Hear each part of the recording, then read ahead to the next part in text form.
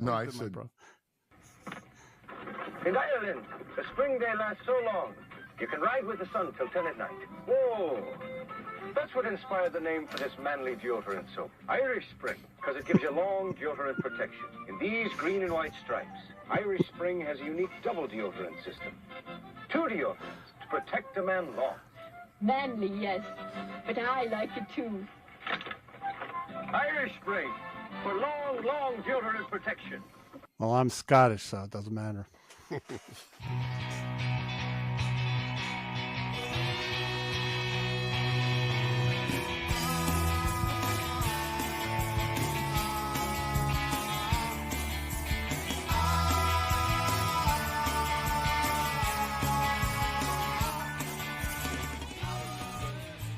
Good evening. Welcome to the Music Relish Show with myself, Perry, Mark Smith, and of course our friend Scott McLean from the Milk Crates and Turntables there it is. podcast. Yeah. Holy How you doing, cow. Scott? How you doing, Mark? I'm doing good, buddy. Doing good. Doing good. Thank you for having me on. Well, thank you for being on. We're going to talk about Ritchie Blackmore a little bit tonight. Yeah. And maybe some trivia. And David Lindley, who was, he's sort of a session guy and a friend of Warren Zevon, a friend of Jackson Browne, one of those kind of guys. And we're going to listen to him play a song later on. And we're also going to talk about The House of the Rising Sun, the songs, and however many versions there are. We'll probably take maybe a listen to a few of them. But we also have random relish, too. So we just talk about some random stuff. Anybody have anything they want to talk about randomly? Mark? Yeah, I got something. Have you guys been seeing these videos of Frankie Valli on stage just walking around not singing while his voice is going? Just holding the mic. Yeah. So Are he those made real? Yeah. I don't think because he sings somebody anymore, called to it elder abuse that they're forcing him to go on stage, you know. I thought it might have been taken like from rehearsal and, somebody real. filming. Oh, They're Why, real. he's So he getting made angry and stuff at the No, he walks out like he looks like a zombie. Yeah. And Eyes he's open. like this. I think he's almost 90 now, isn't he? Yeah.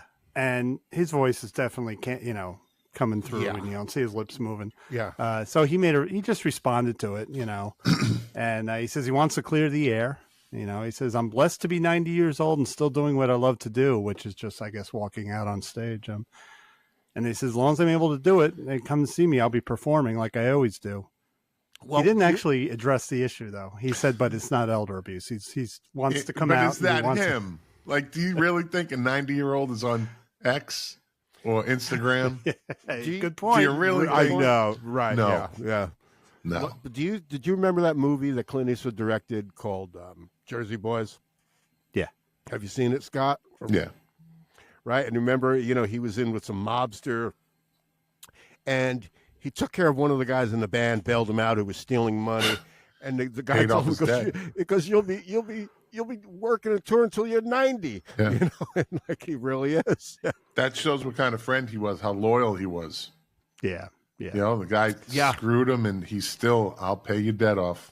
Yep, we grew up together, or whatever it may be, and He lost a lot of money doing that. wow, yeah. Have you heard about this Pink Floyd thing? Pink Floyd selling their rights to. I know Gilmore wanted to just be done with it. He's like, well, just sell it. He said, I'm sick of the bickering and the arguing over and the everything. lawyers and the legal issues, right? And Yeah.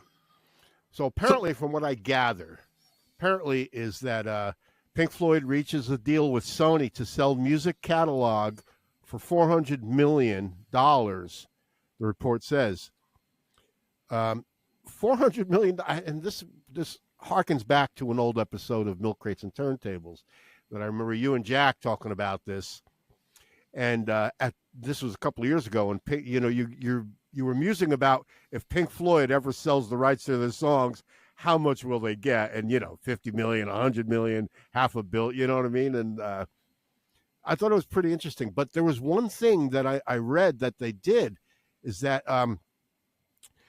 Pink Floyd had reached a deal. The British rock group agreed to sell the rights to their recorded music catalog, which is all those master recordings that they had in the studio, their names and likenesses, but not the rights to their songwriting, according to the Financial Times. That's where the money is, right?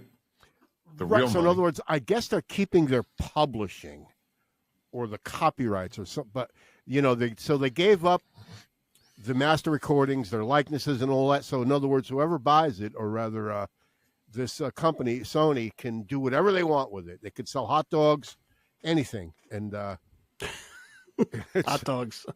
So at a certain point, these guys are what? In their mid-70s? They're 80. Yeah. 80? Oh. What does it matter at that point? You lived it, you created it, you lived it. Your family, you have literally generational wealth, multi-generational wealth, if it's treated right and handled right. Correct, right. You maintain the songwriting ability, like the songwriting rights.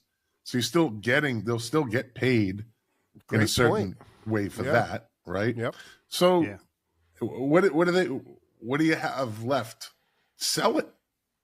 Just make that one last. I mean, $400 million, and they still have the power of the copyrights of their songs. So I think the Pink Floyd brand in itself, right, is, and album covers, images, everything. Although if the average person saw a picture of David Gilmour, would they know who it is really? The average person, not like Mick maybe Jagger, not like Keith Richards, not like Steven Tyler, Robert Plant, any of those guys. Like, here, no one's gonna, look at this picture. Yeah, no one knows who that is. That guy could walk into a fucking Dunkin' Donuts. You're right. And he looks like a homeless guy. Mick Jagger couldn't. Yeah. Yeah. He could be sitting next to you having a cup of coffee and a plain donut. You wouldn't even know. Well, we would, but yeah. And all he has to say is, "No, that's not me." And I'm like, well, maybe I'm wrong. Yeah. Right. I'm wrong. And it's an interesting thing about celebrity too, because we've discussed in the past about like Michael Jackson. You can go in outer Mongolia and say the name Michael Jackson, and they know who he is.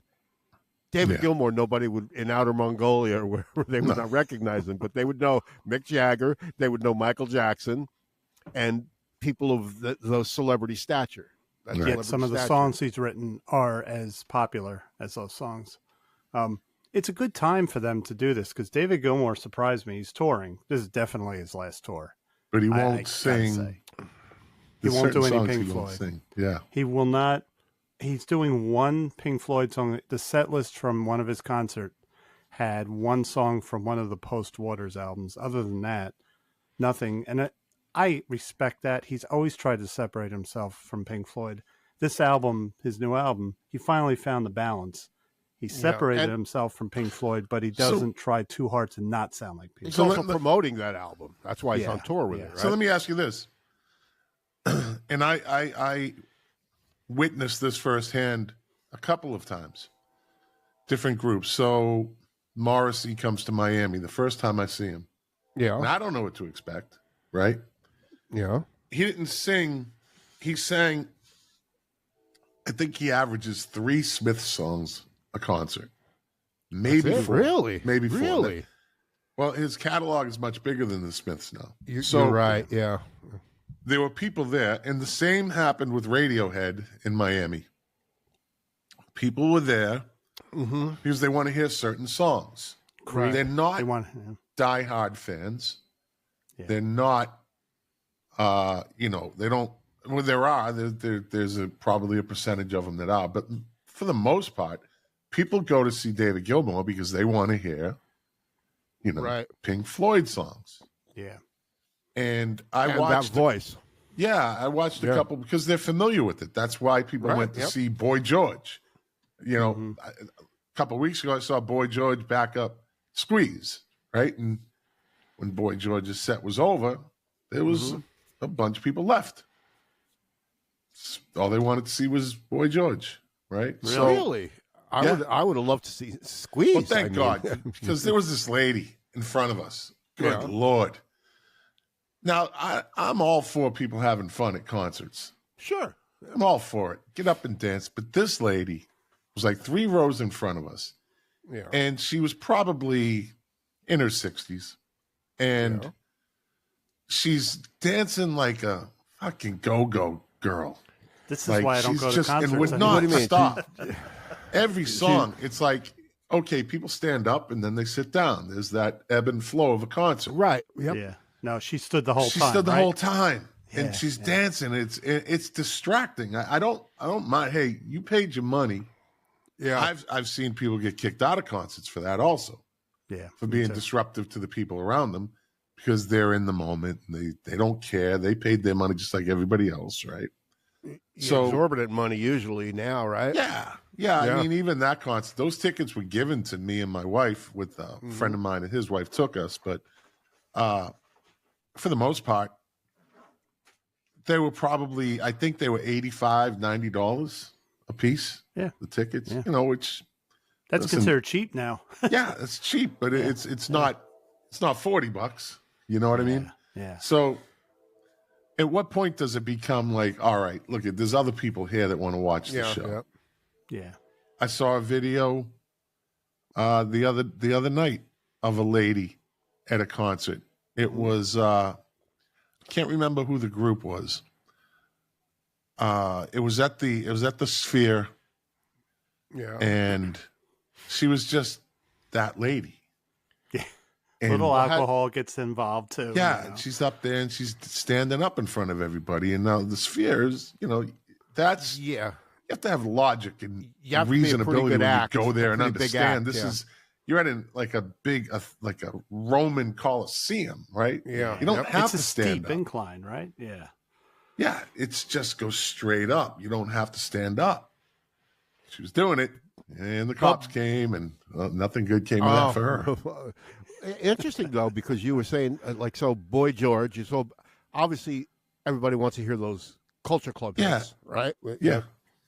Same thing with Squeeze, I assume, right? Let's run through and that they list played of them all, hits, and right? they sound exactly the same as they did 30 years ago. So Glenn Tilbrook and Chris Difford, were both there. Their drummer, did they have the same drummer? Their Squeeze drummer? I'm sure they had a different band. But then again, after Jules Holland, who else was there in Squeeze that you knew about? Right? Yeah, other than the are guy Squeeze. from Ace, Paul. Yeah. They are the voice of Squeeze. Isn't one of those bands where there's a lot of personalities in there, and and Jules Holland really after Squeeze, he became more popular with his TV show on BBC. I think I remember when Oasis announced their touring. Somebody at work asked me, "Is the original bass player going to be there?" And I looked at him and I said, "Who cares?" Same thing with Squeeze. It's like. Well, I don't know. Bonehead was a big part of Oasis sound. Originally, originally. He is going to be out on tour with them.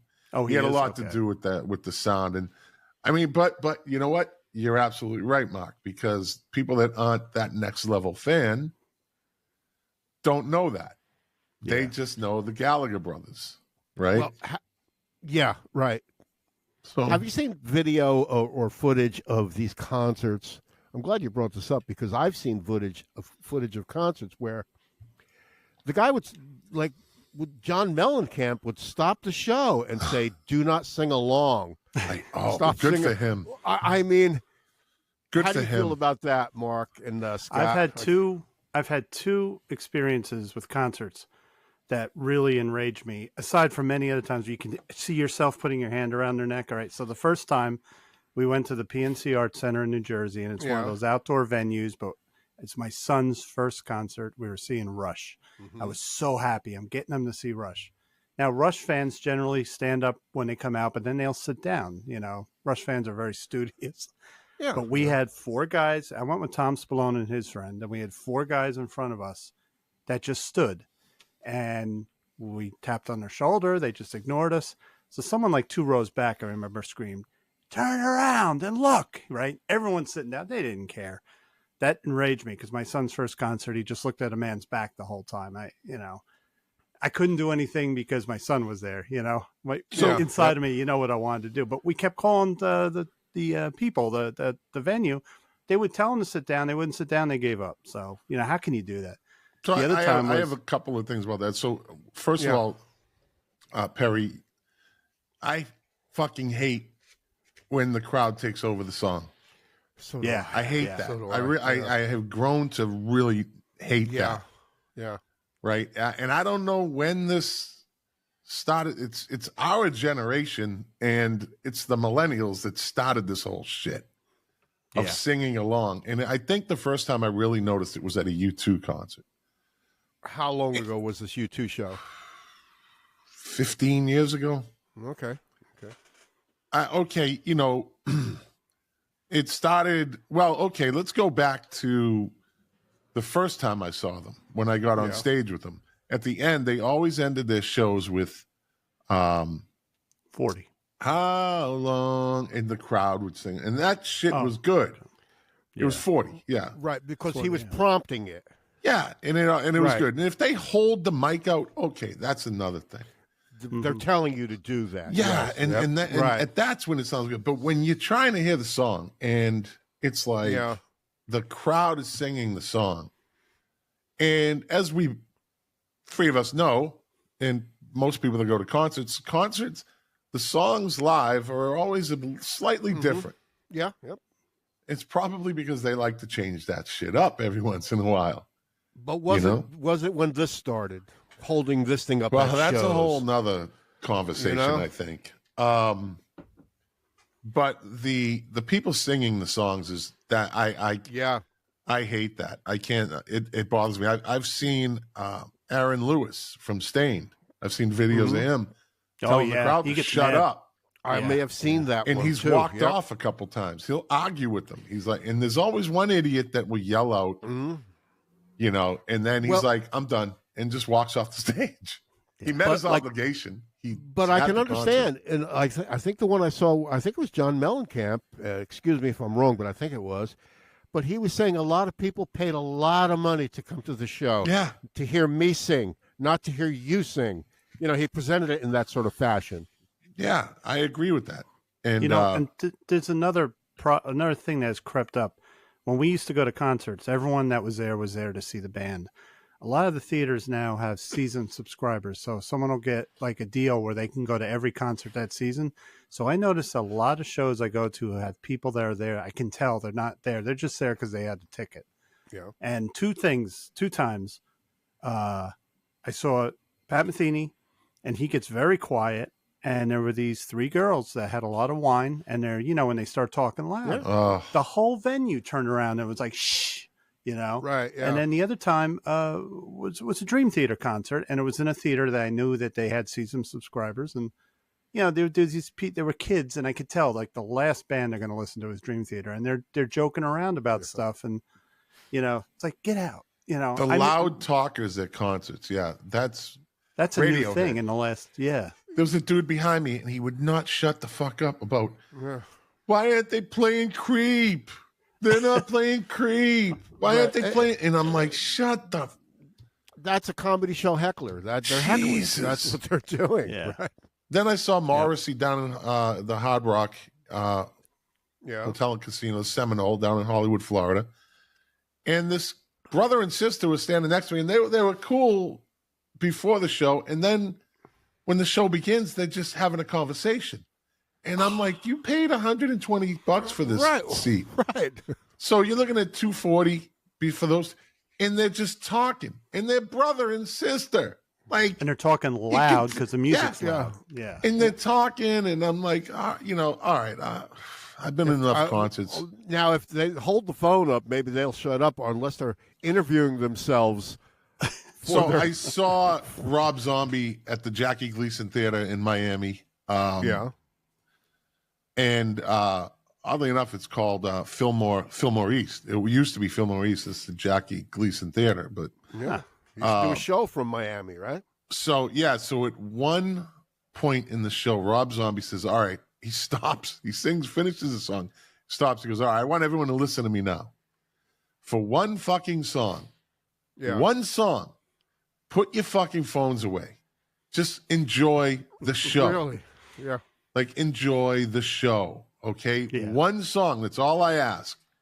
Yep. And I thought that was fantastic. And, you know, of course, there's like 3 idiots because now it's like putting them, your phone on in the movie theater, right? Right. It glows. Like you're going to stand out now, right? Yeah. Yeah. But there's always 3 idiots or 4 idiots that will do that. But those 3 or 4 people thought they were going to have exclusive footage that no one else has. yeah.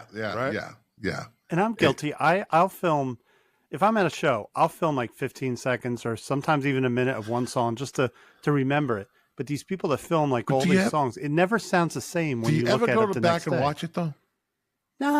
No, we don't. No. I'll do it like I took when I saw Yes with Rick Wakeman. He went down the aisle right by me. I filmed that once in a blue moon. I'll run across it on my phone, but I'm not going to sit there and look. Wow, because they put out a DVD, and I bought the DVD, and it sounded great. Well, years ago it was much easier, much easier. I mean, you used to be able to bring cameras to shows, an actual camera, not this is pre-cell phone. And nobody would be upset by it. But now that everybody has a phone, there's thousands and thousands of phones being held up, and you know they're going to post it on their Facebook or their social media page. That I can see having a problem with. So, Puddle's Pity Party, right? I checked out a couple of videos on your recommendation. If you ever get to see him live, it is an amazing show. Like, the dude is pure talent, and he has a voice from heaven. Like, this guy, he's 6'9", 6'10". He's a big dude, man. Yeah, and he has this operatic voice, but he does these great covers of modern songs. So he always starts the show off where he comes down the aisle, like he just appears, right? There's no, like, spotlight on him. The house lights are still on, and he just walks in, and the last time I saw him, it was in Fort Lauderdale. This dude, like, he took somebody's phone and he takes a picture of them. Then he walks over to this person. He takes their phone and he's taking a picture. And he's like, and then he gets all these phones. Yeah. Then he just walks around. He hands them to different people. So like, he's taking selfies. He'd take your phone, Mark's phone, my phone. And then he'll walk up the aisle and give them to somebody else. Oh. Like chaos, like cell phone chaos. Yeah, But nobody's panicking because it's funny. And people are like, where's my... And then you see people scrambling to go get their phones. It's a way of saying, you know, easy now, right? But yeah. I thought that was pretty clever. But I did check out a couple of his videos and like, he's good. And they were all Great covers. singer. He was singing... you know, famous songs, but he does them quite well, actually. He does. He was on America's Got Talent, and he made it to like the 3rd round, I think. And then he got axed, but that got him a lot of publicity. Yeah. And of course, I've heard of, like, say, Jack White telling people, like, keep the cell phone, don't take the cell phones out, or, you know, pocket them and don't. You know, but like, so if somebody holds up a phone, you can have security remove them from the show, because I've seen that happen too on video. One of the most creative things, Rob Thomas, I think you guys know, last year, Rob Thomas did a VIP show for my employer.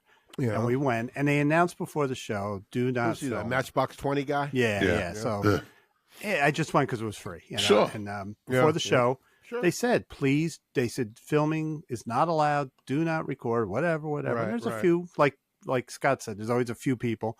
But there was this girl right in the front that just had her phone, and she was like holding it over his monitor, like on the stage.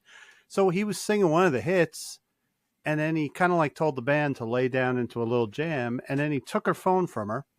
I thought he was going to throw it or something, but he looked at East. He talked into the phone, then he went up to each band member, put his arm around him, went around the back of the drummer, took video and went all over, and then he even kind of went off stage and took some video of his assistant off stage. Then he came back and he handed it to her, and I said, now shut the phone down. I thought that was cool. He gave her a cool video. She got rewarded for being but then what did she do? She put the phone back up later on. You can't stop people. But, you know, I was a healthcare worker, so for years I worked at mainly 1, but 2 healthcare facilities. And Ben Harper is a musician, actually Grammy winner or Grammy nominated. Ben Harper, one of his wives' grandmother lived where I worked.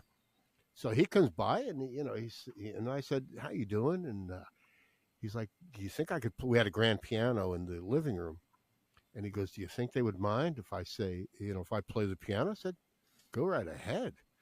So of course people start gathering around, and the activity director came by. She goes, "Do you think I should film it?" I said, "Julie," I said, "Get your iPad, man. This is Ben Harper. Are you kidding me?"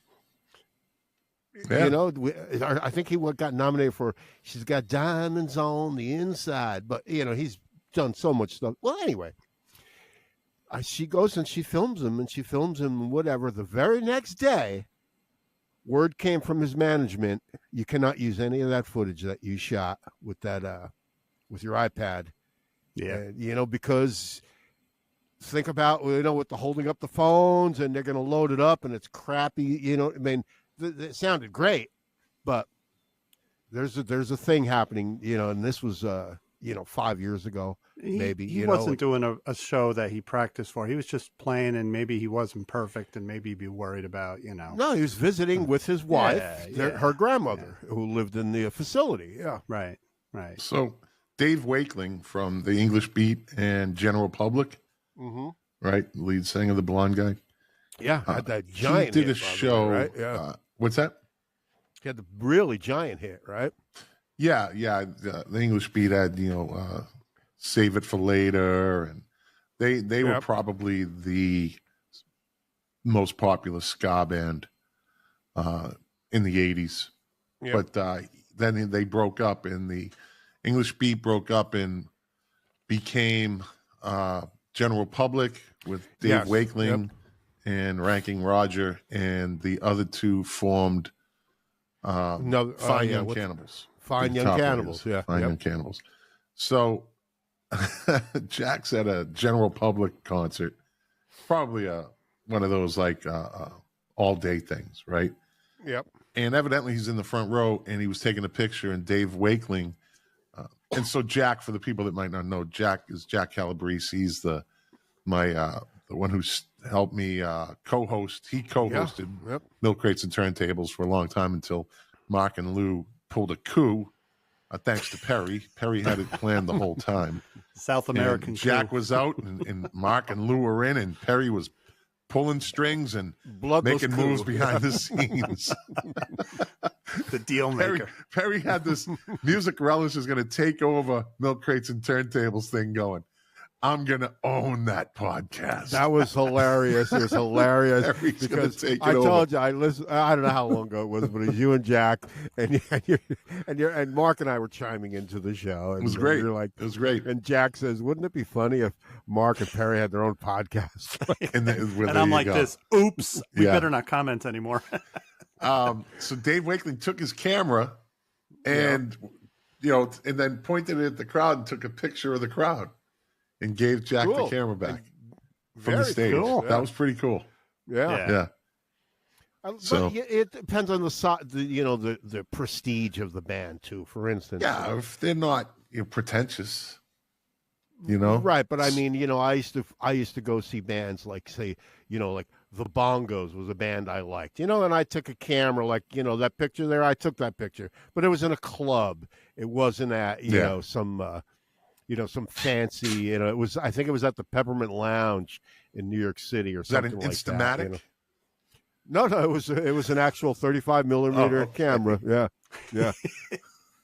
But the point is, this is back like, say, 1989, or you could do that. Good pictures. Then, Yeah. Now, did you have your flash on, Perry? No, never. Some idiots. I never used flash. No. I remember back in the day when people actually brought cameras, there would always be that idiot with the flash. I'm like, this is why they don't allow cameras. Yeah.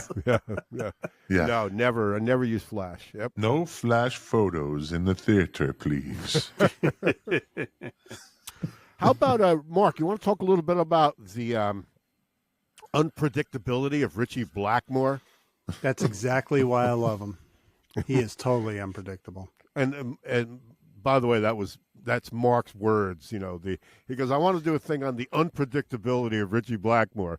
I said, "Well, say more." Well, because he's a bit of a prima donna, so to speak? A crank. He's a crank. He wants everything perfect when it isn't.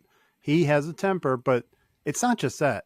Unpredictability is, I would see him and he would stand there stock still during a fast song going, all of a sudden, just totally out of the blue, he just goes down on his knees and he's holding the guitar up in the air. Then he gets back up and he's just solid again. Like But you don't think that's preconceived of him doing that at that point? You saying he's spontaneous like that, or bandmates say that it's hard to predict him. If you look at him closely, it's all about he'll look at the drummer like Ian Pace knows him inside and out. They played together since the 60s. So he just looks at Ian and he's like, okay, the song's ending. But you'll see him do a lot of finger gestures. Like with Rainbow, he always had different musicians constantly. Right, but and they did say he was unpredictable. You never knew what he would do sometimes. If he was in a bad mood, watch out. Well, that's like your guy from Yes. The Steve Howe? The guy, the guitar player. Mm-hmm. I watched him yelling during a song. This dude was yelling at people, like either they were down in the front, or he was yelling. He's throwing his hands like this. Yeah, well, I was like, I'm Steve Howe. How dare you, dude? It didn't sound right. Something was wrong. Something wasn't sounding right to him. So he got. You could see him get agitated. Oh yeah, and he doesn't care at this. What's he like? 83. Whatever he is, he's 103. Yeah. Well, I thought it was interesting, though. I'm like, good for you, old man. It's funny you say that because when I saw them the last time with my son-in-law and my daughter and my son, same thing. We watched him. He has that slide. What do you call it, Perry? Not the lap steel, but the pedal steel. But it's on wheels, so he can move around with it. Yeah. And he's pointing at his guitar tech, and he's screaming at him. And then when he takes the mic, he's like, "Oi! Could I have a little more in my monitor, please?" I think he did that. Yeah, that's something relatively close to what he did when I saw him. See, maybe it's part of the show. Who knows? He's a prima donna. I know somebody who worked in the studio. Yeah. But Ritchie Blackmore, to me, was always a bit of a prima donna, right? I mean, he wants everything to be perfect. He puts a very high level for himself, and he expects that from the band and from the crowd. I mean, he's known for no encore tonight for this crowd. He's known for doing that. But we've all heard about him lighting his amplifiers on fire at the California Jam, right? That's a classic rock star. Cal Jam. And I'm sure he explains it, but let's see if we... Uh-oh, there he goes. Yeah. Look at that guy. What? He's freaking crazy, man. Love it. What? I mean, well, at least it's outside, right? Yep. And this is what I don't like. Don't smash a guitar. But that was, I mean, there's a couple of minutes of him, throwing guitars around and he just. Now the backstory on that. Can I tell the backstory?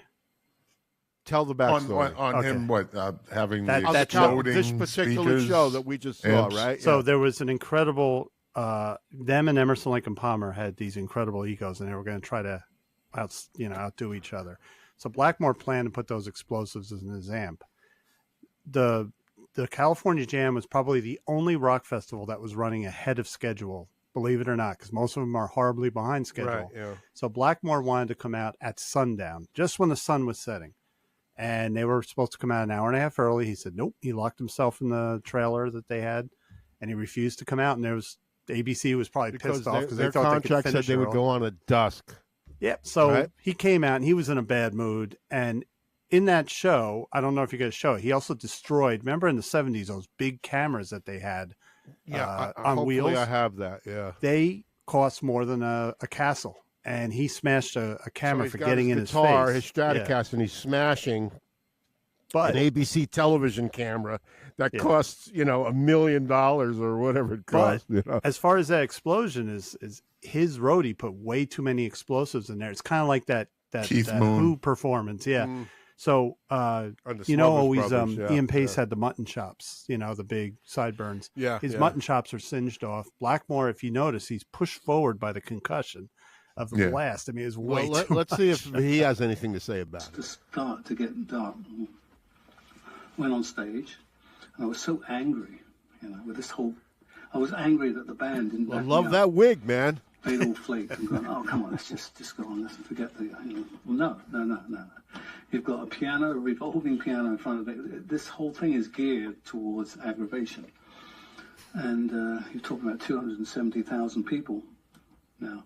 Yep. And so I went to my roadie. I said, what I'm going to do is blow up the amplifiers. I said, what I want you to do is cover the amplifiers in petrol. I'll go across one side of the stage. You douse my marshals, dummy marshals, with petrol. And then I'll come back and I'll throw a lighter, something worked out like that. And of course, one roadie went, I'm not doing that. And the rest is history. But he had 3 stacks of Marshalls. Only Nothing one in of them. them was a real amplifier. That's only one of them. Yeah, I was going to say, you're not burning your own. Like, and everybody had the dummy amps cabinets back then,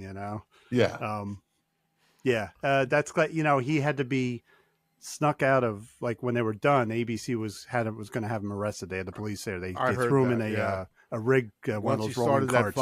They had to sneak him out in like roadie cases, and of course he got arrested. And he's a real short guy, so he could fit anywhere. What do you mean he's a real? How I can't gauge how Ritchie Blackmore. How here's an easy way to gauge a guitarist. What's his height? Well, I think he's 5'1" or 2.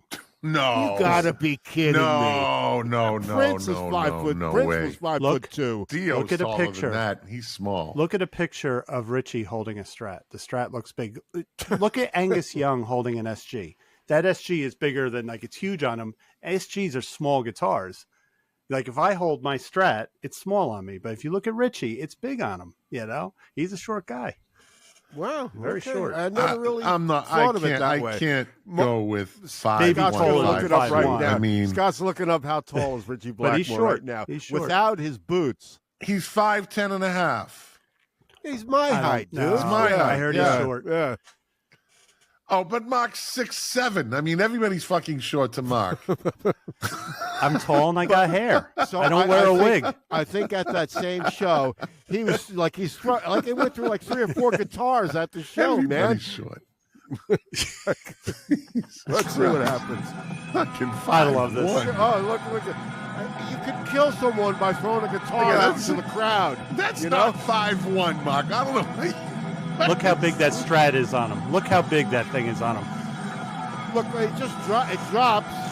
Look, he's playing it with his foot. Whoa, you're a genius. Yeah. That's like Jimi Hendrix playing with his teeth, right? Oh, you're a genius. Yeah, I can do that.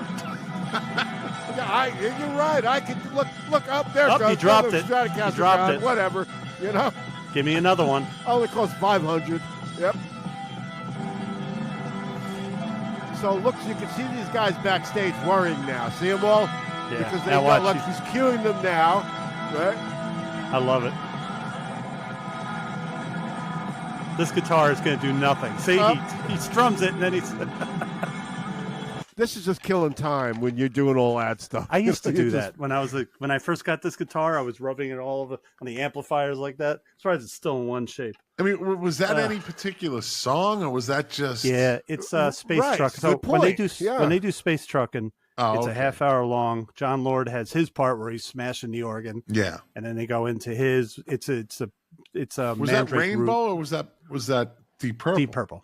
That was Deep Purple with David Coverdale. Oh, all right, because they got the big rainbow over the top of the screen, but that was the Cal Jam. That was the California logo. Jam logo. Yeah, okay, yeah. okay. Yep. That's why I was like, I'm not getting. Yeah, something wasn't right there for me. I was a Deep Purple fan of Machine Head. Yeah. And Who Do We Think We Are? And of course, Made in Japan. Love that stuff. Yeah. But Mark, I mean, he bought that friggin' Stratocaster that he's holding because of Ritchie Blackmore. Because of Ritchie Blackmore. He's the reason I play guitar. And he's a prima donna, but I'm okay with it. So is Keith Emerson. So are a lot of these players.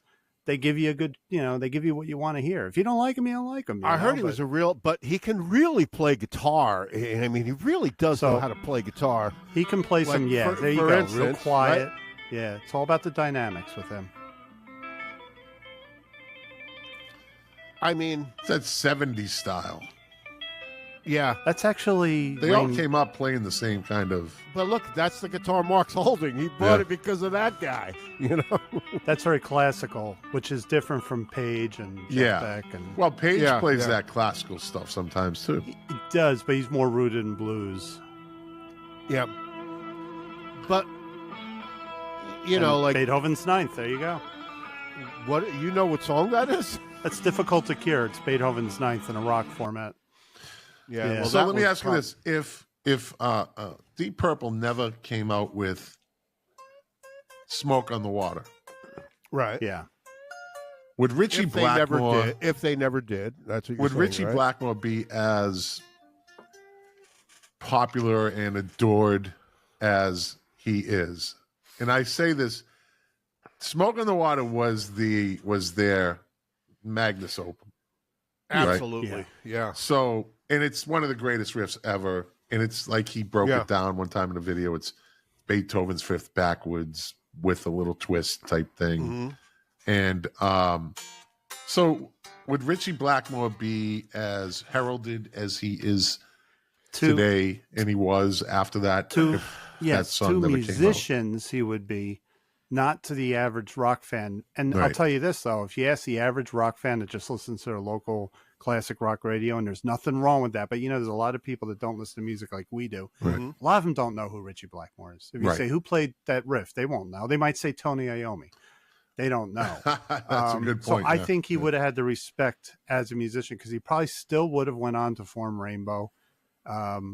He hated Ian Gillan, so they would have still split, and they would have gotten David Coverdale in the band. I think he would always be heralded for what he does. People say that the Rolling Stones were at their best when Mick Taylor was playing with them. That was their greatest period. That's my favorite of music. I think it's generally basic. It's general consensus is that was their greatest period. Right. Beatles break up, Stones get Mick Taylor. Right. There they go. Yeah. Right. Yep. And although when Ron Wood came in, they did some great stuff, but nothing like that. He was with them for 3 albums, I think, maybe, or something in that ballpark. For about 4 or 5 years, I think. Yeah, right? they put out a bunch of albums. 74, yeah. Yep. So would Deep Purple be as great? Oh, what was Deep Purple's greatest period of time? Was it with Mark II, Machine Head. Right, and Ian Gillan was the lead singer, right? Yeah, and that was probably their best point in time was with Ian Gillan. Because I don't think anyone really paid much attention after that. Before that, the average fan falls off, in other words. You're right. To me, before that is Hush. That's it. That's all I know before that. Yeah. They were experimental before Mark II. Mark III with David Coverdale was massively successful. That Burn album was huge. But after that, because he did one more album, he left, and they got Tommy Bolin on guitar. Nobody bought Come Taste the Band. Right. You can't do Deep Purple. Well, you could do it because they did it with Steve Morse for over 20 years, and it was good. But back in the 70s, point, are people just going to see Deep Purple? Like people now go to see Alice in Chains, even though it's not. Yeah, Deep Purple, I notice among Deep Purple fans, the ones that like Purple and still go see him in concert, they love Ian Gillan. They're very personable guys. They're very friendly to their fans. Sure. Well, and they go, and they're not, the ones that won't see them because they love Ritchie just aren't going to go, and Purple don't care. Yeah, it's like, if you don't want to see us, then don't see us. It's fine. There's plenty of people that'll come see us. It's interesting how Mark, was telling me, and, I never had a Rainbow album. I've only heard maybe 2 or 3 Rainbow songs in my entire life. That's just where, I like that Deep Purple phase. After that Rainbow, I didn't really know, but Mark's like, he's a great guitar player. He's great. I said, I know he's a great guitar player, but, See, that's right there. He's not just doing heavy, loud stuff like Kirk Hammett or Yngwie Malmsteen. What were you saying? He's not just doing heavy stuff like Yngwie Malmsteen. Softly, yeah, right. It was all about the textures with him. Yep.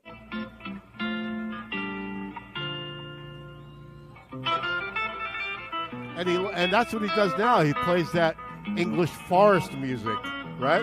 Renaissance style, yeah. See, I could listen to that all day. Really? He's just fooling around, but see, they're not showing it, but I don't think he's using a volume pedal. I think he's using his pinky to manipulate the volume on the guitar, how he does right? it. Yeah. Using a pedal is cheating. Using your volume knob is the real way to do it. But I know the guy could rock. I know he could rock because I've seen footage of say now he's rocking here. That's Rainbow. And I never saw Rainbow. This is Rainbow, right? Yep, with Joe Lynn Turner from New Jersey.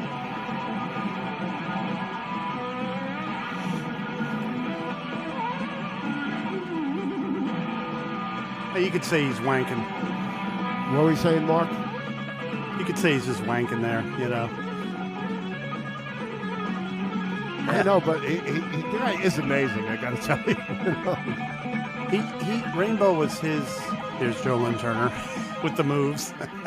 Oh, that's Joe Lynn Turner? Yep. So from even back then, was Joe Lynn Turner wearing a complete wig? He has. Now, I'm not trying to be funny because I heard he had a condition where he's never had hair. He has no body hair, never. So I always had this joke. I said, "Whose job was it backstage to keep his wig and Ritchie Blackmore's wig, on the right head to grab before the show?" But I have, you know who Lemmy is. Everybody knows who Lemmy was, right? And, yeah. He tells a story. Apparently, this Ritchie Blackmore was a prankster too, and would pull these pranks on people while they were sleeping. It sounds like Ritchie. Ritchie Blackmore was notorious, right, for doing terrible things to people while they were asleep. This tour manager one time pissed him off, and they slipped him a Mickey, right? And he woke up stark naked, without any clothes or papers of any kind, in a hired car with no keys in it, on a ferry to Iceland. And I don't care who you are, that is the best I ever heard. That is thorough, and I hope it's true, because it should be. That is wonderful, and it's malice. On a ferry to Iceland, with naked in a car, no keys and no paperwork, and no papers. Yeah, nothing. That's next level shit right there.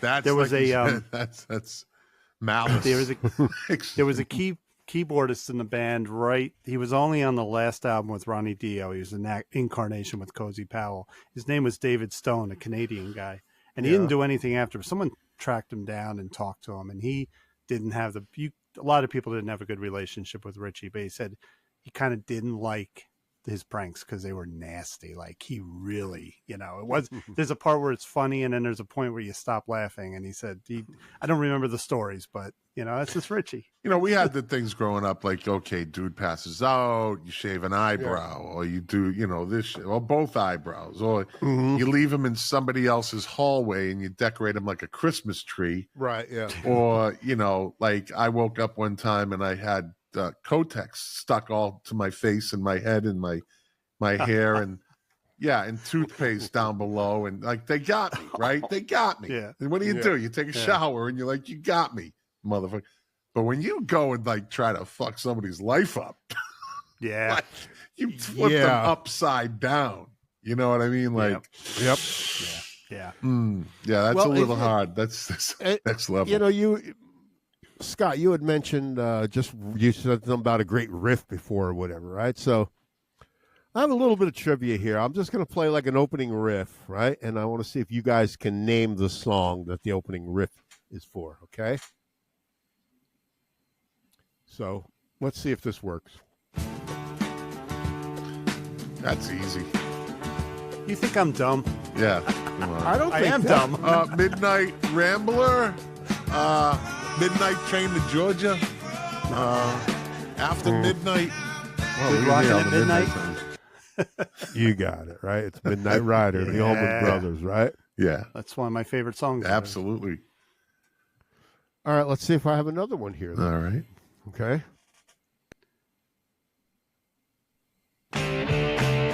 Cinnamon Girl. Yeah. Cinnamon Girl. That's Cinnamon Girl? Yeah. I thought it was Strawberry Partaker. You guys are right on. Look at this here. Look at this. Asterisk, star. Okay, Mark will never get this one. Mark will. I don't think he'll. Let's see.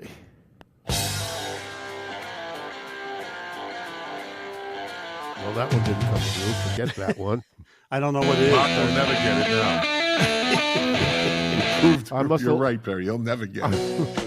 I must have loaded those up wrong. Well, anyway. I got one for you. Okay, what have you got?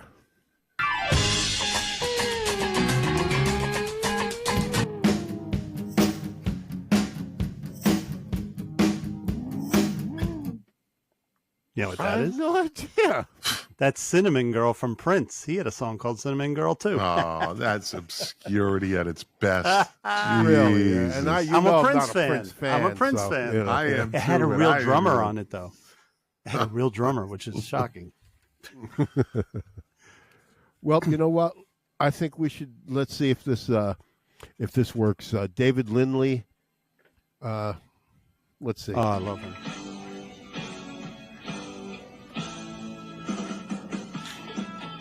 I think he's playing Warren Zevon's Werewolves of London in like ska style.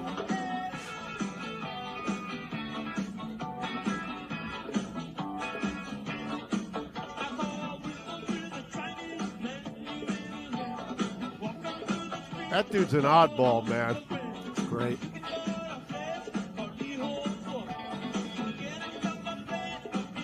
Oh, it's Omar Hakim on drums.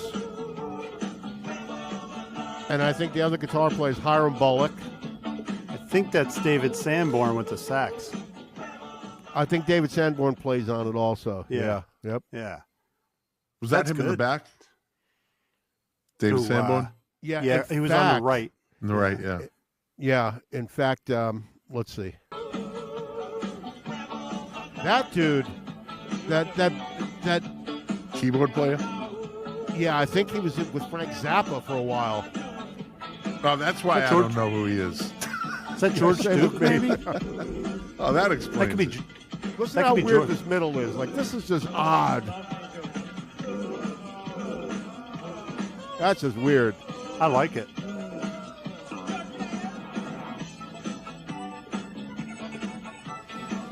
Yeah. I think that guy was in Zappa's band for years. Like, Can't think of his name at the moment. is it George Duke? Yeah, that's it. What is his Yeah. name? George what? George Duke. George Duke. I Which think show that's was this George from, Duke. Perry? Where'd you get that clip? I think Yeah. I think I pulled it from the Jules Holland show. That you were Okay. talking Really? about. Live He had with his own Jules show, Holland? right?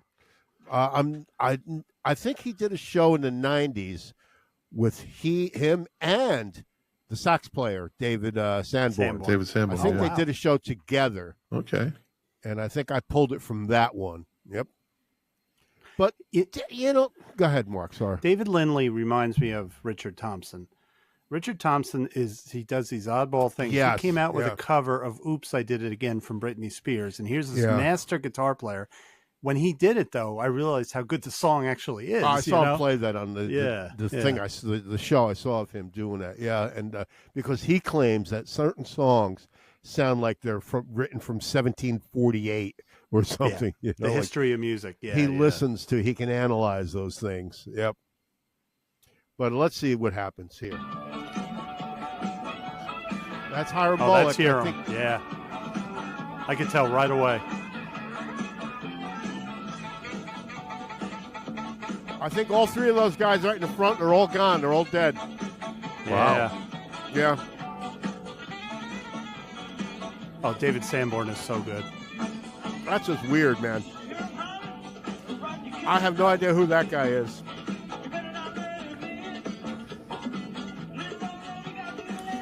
I assume that's Lindley's guy. It's Geddy Lee.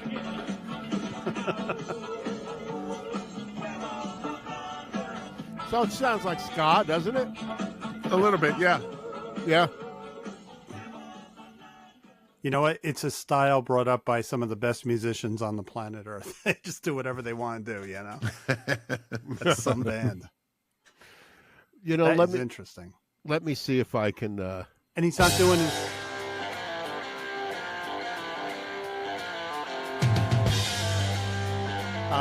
Scott, do you know what song that is? Is that Radiohead? No.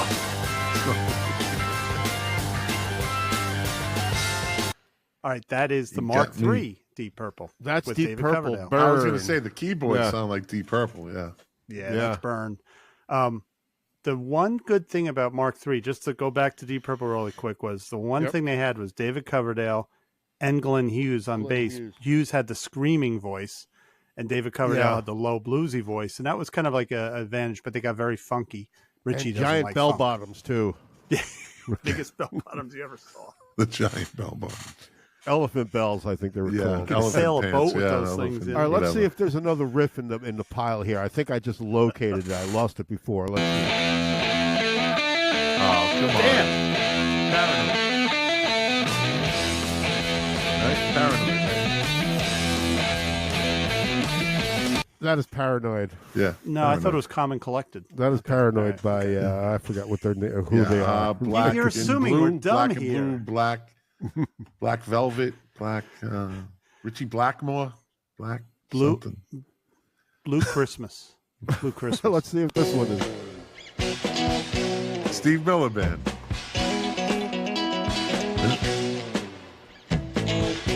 Yep. I'm not a big Steve Miller fan. Gotta tell you, I'm not like I saw him. Why is it when I hear Steve Miller, I think of some people smoking joints? Oh, yeah, It's just like, you know. Does he deserve to be in the Rock and Roll Hall of Fame? I Exactly. don't. You don't have to go any further than that. My hesitation answered it for you, right? If you're going to think about it. Scott, like what you said about Peter Frampton, one album. Steve Miller basically had two huge albums, Book Fly of Like Dreams an Eagle. and Fly Like an Eagle. Book of Dreams, those two albums. Because if you get his greatest hits album, it's just all those two albums. It's it. Then he had that fucking horrific Abracadabra, which was good at the time. It was MTV. It was a video. It was catchy. It was poppy. It was, it fit that mold. But it's like Steve Miller. There were a lot take of the crappy money and videos. run Steve Miller, right? Yeah.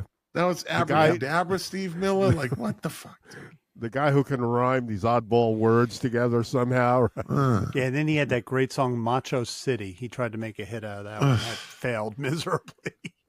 Not to be confused with Prince's Erotic City. That's a whole different. That was a better song. That's a whole nother city. Hearing Steve Miller go Macho City just didn't fly with me. How now about that's this a one? dude that's like 5'6". Really? Yeah. Steve Miller isn't tall. Yeah, that dude's He's not tall. Shorter than Tom Cruise. Okay, wow. And he was a Maybe lucky 5'7" guy to because say, but he wasn't a tall dude. he happened to be hanging out at Apple's, right, Perry, the day that there was no one there. So him and Paul McCartney shared some studio time. He lucked out. He was a lucky guy. He was average at best. I mean, he was good for the 70s, but I just think there was nothing spectacular about the Steve Miller Band. Yeah. Nothing like wow. There was no wow factor with the Steve Miller Band. It was like he was good. You're right.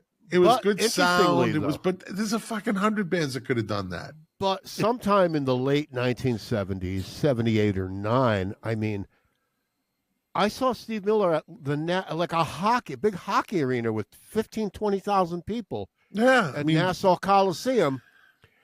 It's like, that's big time. When you get the people record fill company that place hyping you, up. though, and getting everything radio play and, you shot, and that's what does it. But yeah, I don't know, You know what? man. That brings up a good point. In the 70s, especially the late 70s into the 80s, there were a lot of bands, like everyone just played an arena because you had a record company that was very powerful promoting. Yeah. So there were bands that maybe there were a lot of bands that shouldn't have been playing arenas. Yeah. Not convinced that the Kinks should have been in an arena. They should have been in a Radio City Music Hall, but they were playing Jethro Tull in the 80s.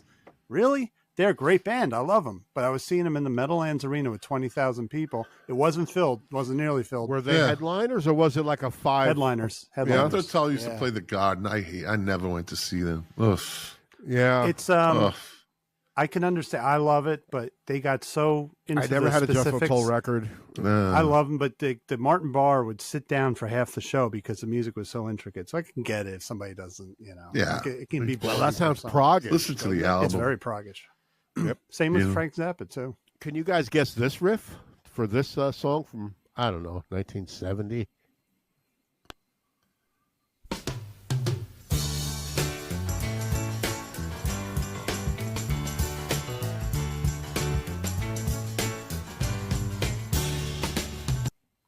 Oh, I've heard it. I've heard that. I can't. I can't. It's Bobby Sherman. American or a British band? Bobby American. Sherman.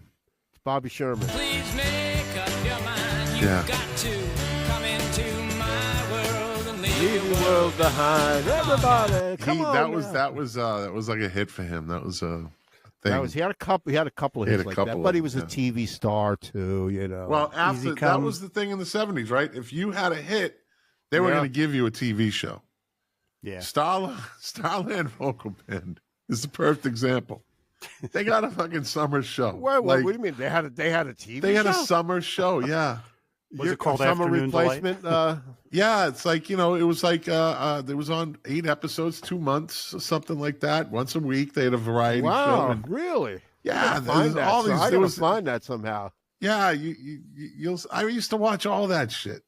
Yeah, yeah. All right, guess this one. Oh, the Jackson 5. Oh, baby, give me one more chance. Show me how you love me. Oh, I always get this one wrong. What's that? I always get it wrong. I think it's ABC, but is it ABC? Yeah. No, it's I Want You Back. I Want You Back. Yeah. Okay, I always get it wrong. Ooh, baby. I want you back. Yeah. Yeah. Well, wait. Let me see if I have one more an actual trivia question here somewhere.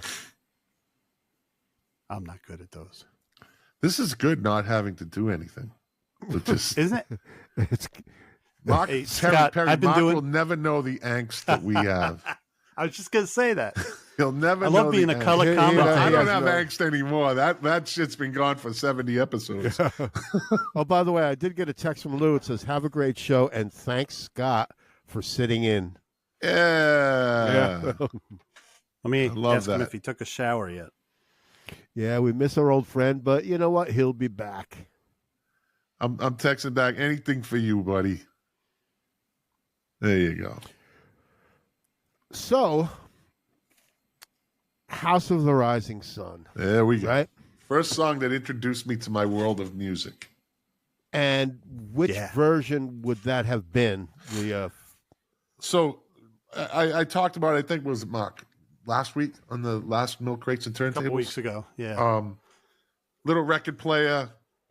I don't know where I had the album. It was, we were living 2 houses down from the beach, and it was the summertime, and the front porch, and took the little suitcase record player out, and I just grabbed an album, and I put it on, and, it's all plastic and shit, and I hit and it's like, and it's plugged, and I dropped the needle, and the first sounds I ever heard come out of a record was House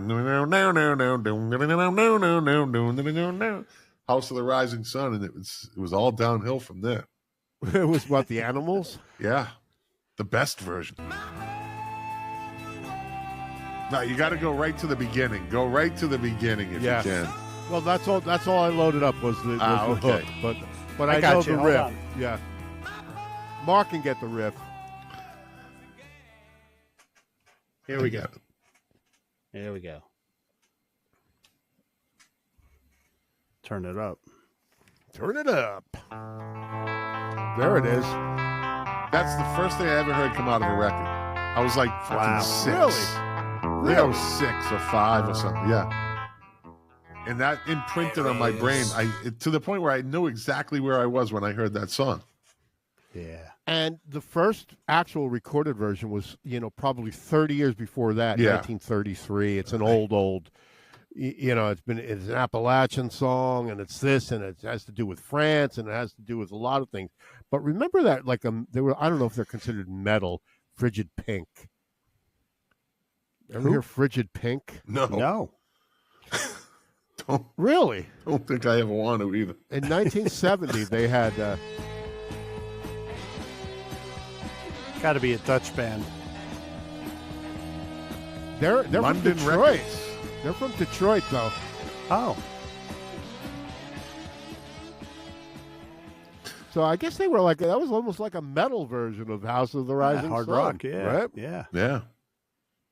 I mean, the song it's archaic, so, Woody Guthrie even. There is a house in New Orleans. In a and major of course, key, the not a Dylan minor version key. is pretty much the Woody Guthrie version, Yeah. It's been the ruin. The ruin of many a poor boy. Yeah, because God, Dylan I used know to I'm channel.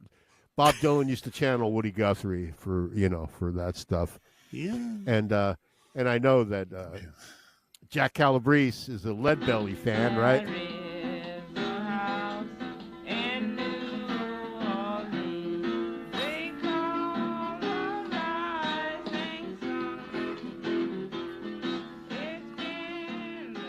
Damn, it sounds like he's dancing while he's Well, singing. 'cause I hear Leadbelly his played feet 12-string going. guitar. He played 12-string though. Okay. So, yeah. They made a movie about him in the Really? 70s Did you called s- Leadbelly. I saw it. Did you see it? It I was think that I- dude yeah, who was I in the did. he was in the Tom Selleck show. What the hell was that Tom Selleck show? Magnum Magnum PI. PI. He was the helicopter pilot. Am I wrong? The one that Leadbelly? played Leadbelly in the 70s, The one that right? played Leadbelly was I the think you're helicopter right. Oh, It the was actor. I Magnum thought you meant PI, the yeah. blues guy. Yeah. Yep. I'm coming to get you, Magnum. Yeah. Yeah. And of course, this song has been recorded 100 times, but I did find one. Sinead O'Connor did a version of it, and I didn't know this until today that she did it, and I was impressed. Wow.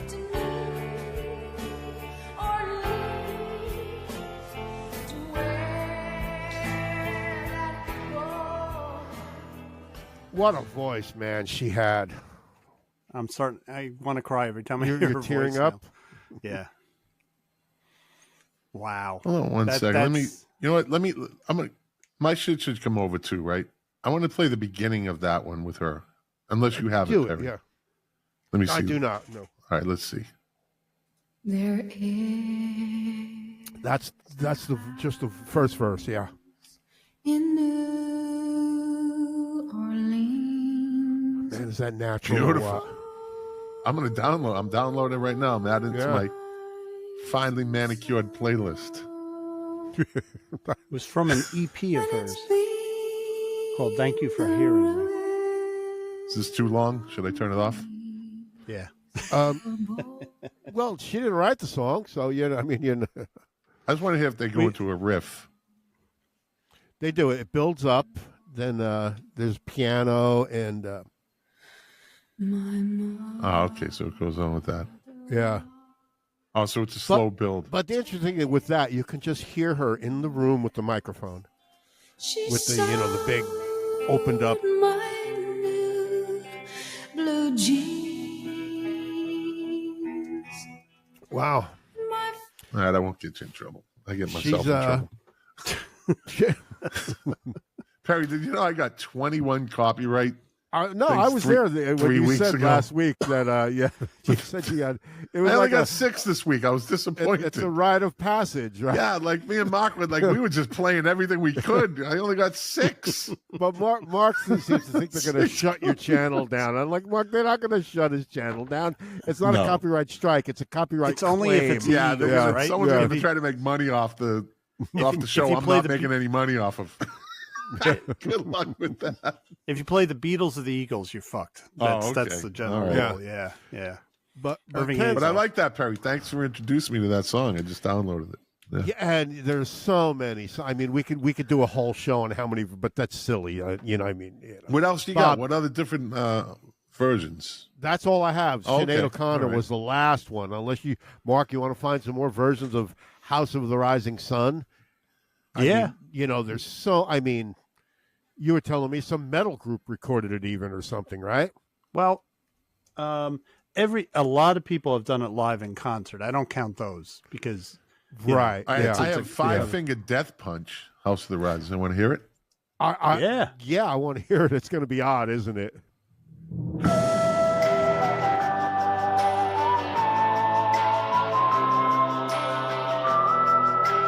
Wow. Nice. Something's going to kick in.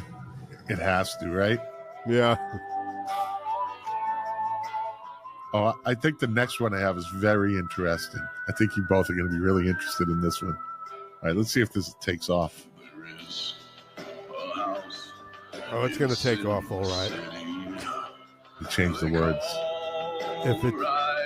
If it's anything I know about that group, it's like, it's going to be loud and I don't know about thumpy that one. and he said Sin City instead of New Orleans. Oh, right, really? How about House of the Rising Sun? Tell me who's singing this. All right, let's do that. Tell me who's singing. Yeah, this. give me this trivia bit. Yeah. There is a house in New Orleans. Is that American or a Brit? American. Rising sun. Woo! Who is that? The ruin Is this person very famous? You know. It's Leonard Cohen. Nope. You're going to be Canadian. surprised. That was a good guess. I'm one. Let's see the next verse. Let's see if he... My mother was a tailor. Robert Goulet. She used to sew me The way he's a tailor. Andy Williams. 70s, 80s career. Did my father was. Alice Cooper. Had two totally different careers. Like what do you mean by two totally different, we'll say, personas. As far as musical... Yes. Yeah. Give it up. Who is it? You got it. Come on, Mark.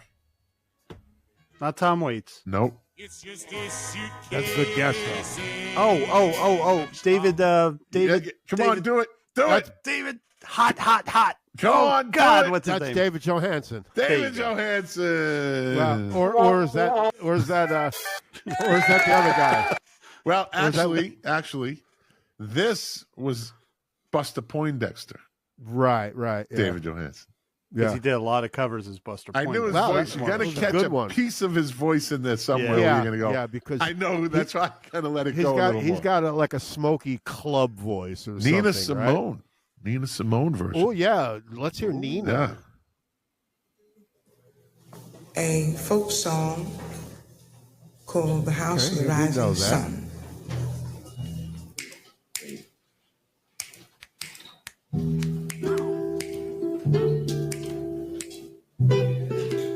Can you dig it?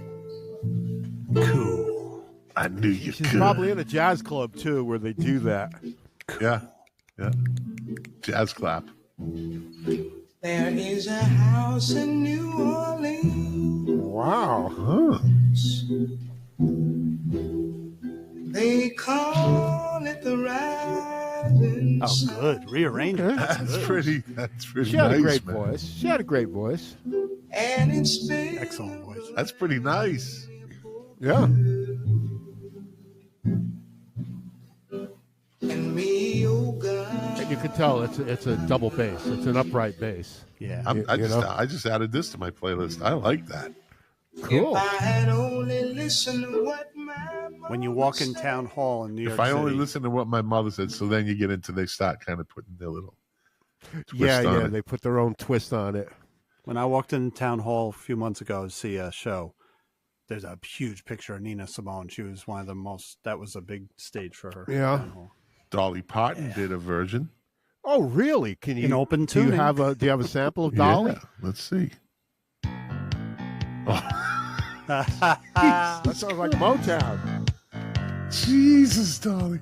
Go from Nina Simone to this. Opposite sides of the spectrum. Look at Perry's playing the pen drum. Oh, no.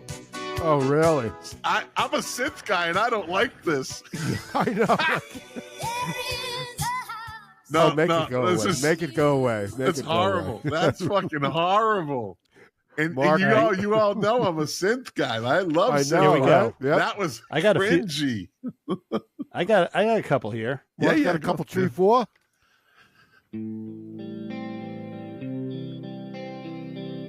Wait, let's go into it a little bit. Jesus. Been the room of many a poor man. It's better than Dolly Jamaican? Parton. Is that a Brit? Is that an American? I'm one.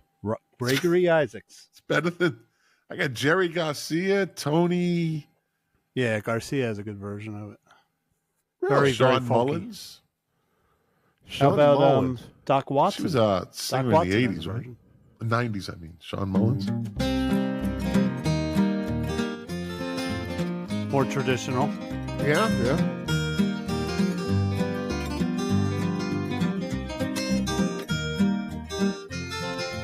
Ooh, I love Doc Watson. Loved. Pete Seeger.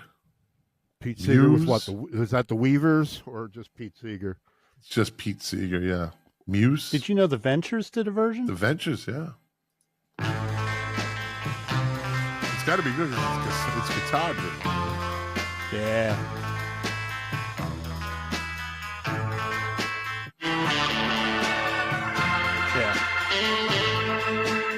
Nice. This Waylon Jennings. Ooh. Yeah, let's hear Waylon. All right. Yeah.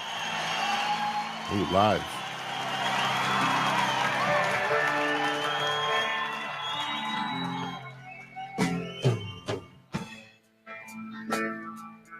Oh, I love that guitar sound, the flange guitar.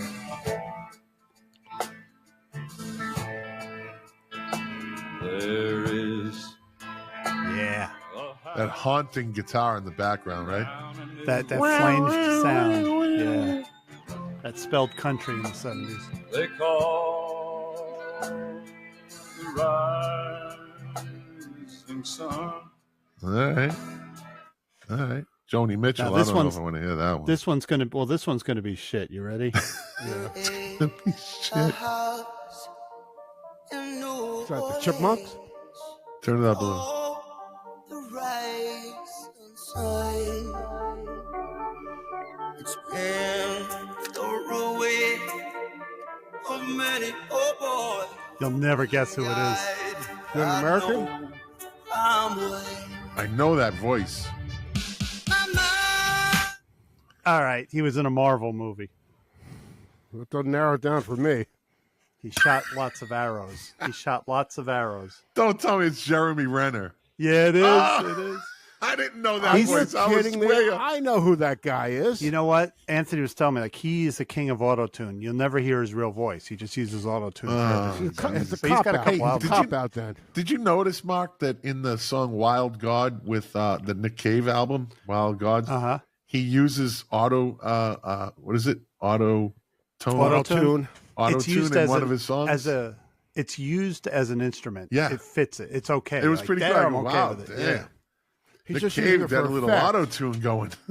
But he's using it just for an effect, right? Yeah. It's part of it's like part of the song, but it wasn't like the whole song.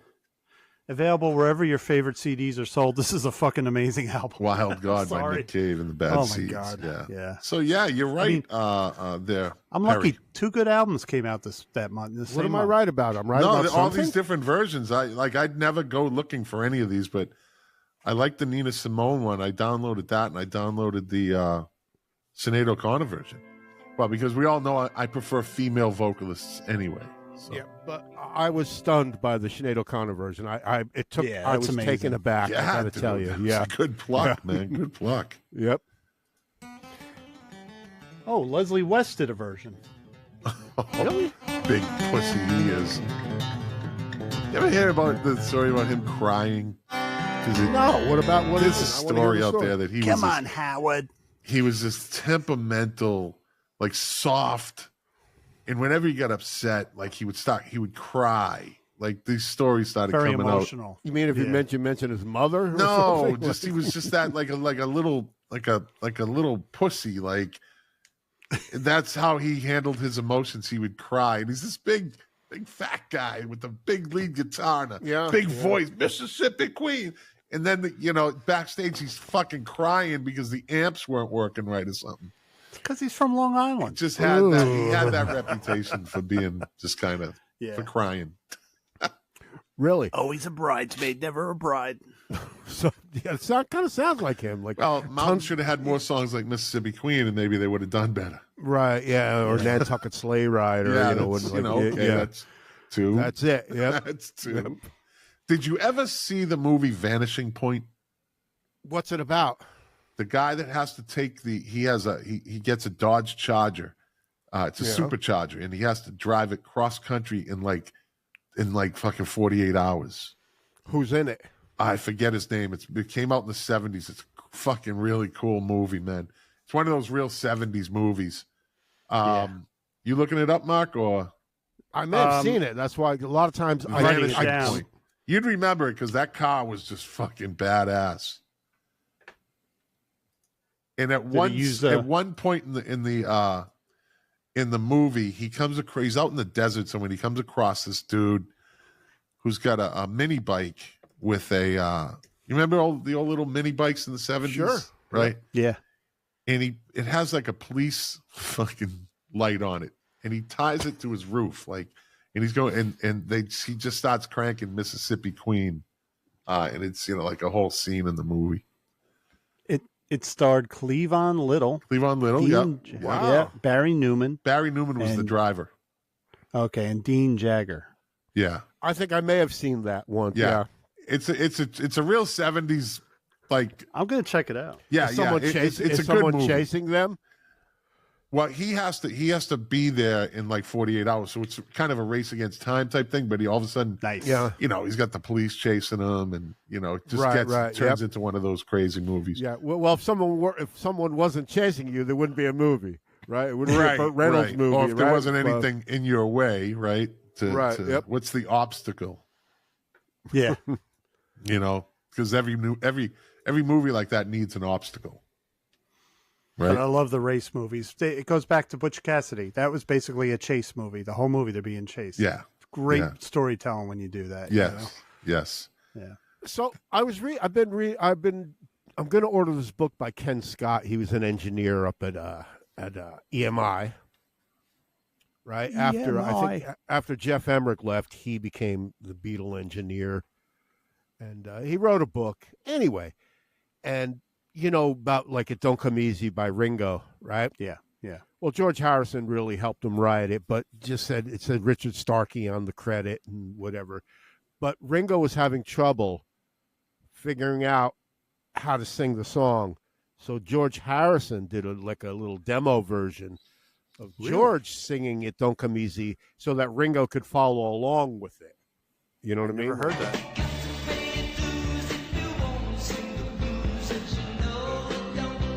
So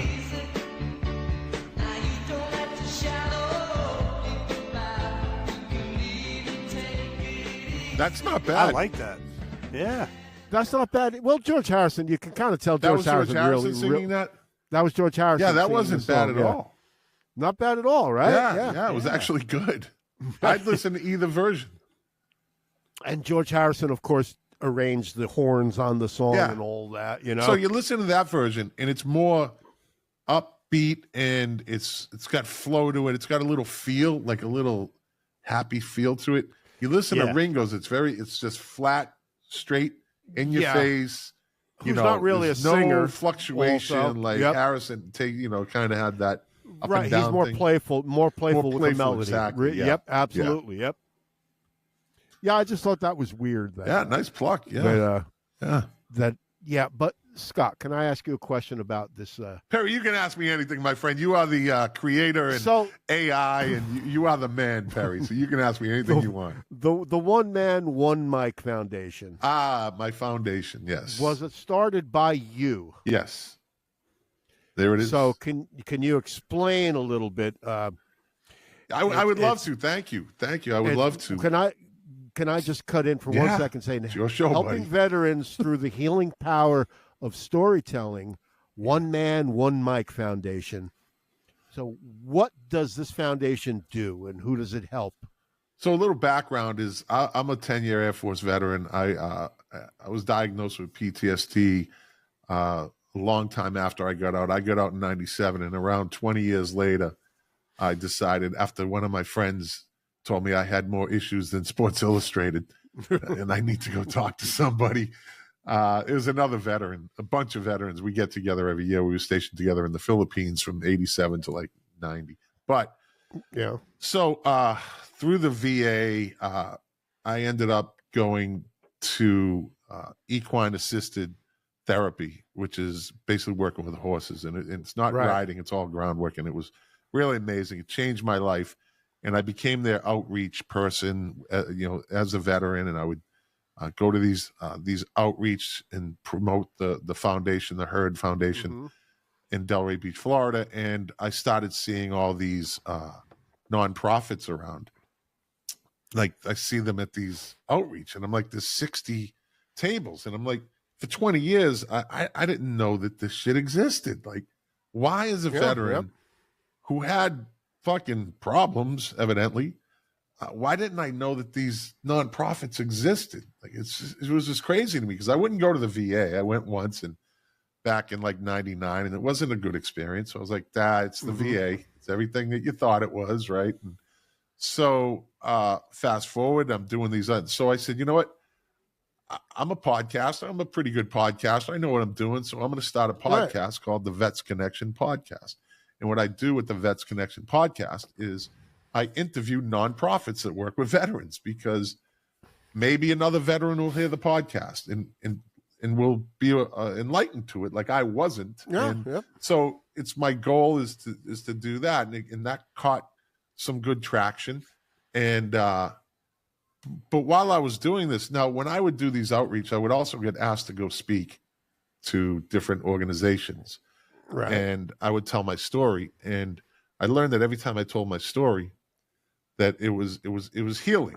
It was healing. It's different telling your story to strangers than it is to telling like you guys, right? It's because the reaction and what you get from it, and PTSD is a weight that's it's never going away. It's like alcoholism. There's no cure. Right.